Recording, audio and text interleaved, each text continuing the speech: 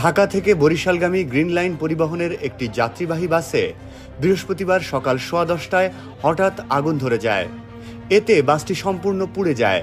আগুনের কারণে ঢাকা বরিশাল মহাসড়কে প্রায় 1.5 ঘন্টা যান চলাচল বন্ধ ছিল।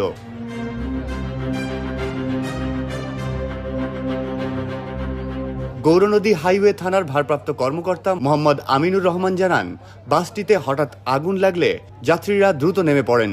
খবর পেয়ে গৌরনদী ও উজিরপুর ফায়ার সার্ভিসের 4টি ইউনিট ঘটনাস্থলে পৌঁছে আগুন নিয়ন্ত্রণে আনে।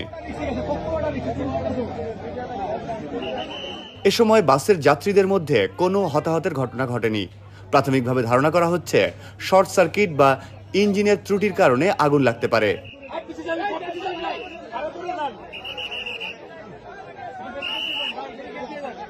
যাত্রীরা জানিয়েছেন, বামরাইল এলাকা পার হওয়ার পর থেকেই বাসে পোড়া গন্ধ পাওয়া যাচ্ছিল। যাত্রীরা বিষয়টি বাসের ড্রাইভার ও সুপারভাইজারকে জানালে তারা বাসের ভেতরে স্প্রে করেন।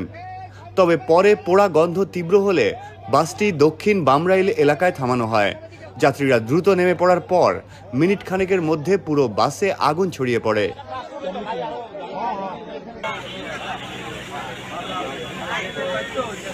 গৌরনদী ফায়ার সার্ভিস ও সিভিল ডিফেন্সের স্টেশন অফিসার বিপুল হোসেন জানান, বাসে সর্বশেষ 19 জন যাত্রী ছিলেন।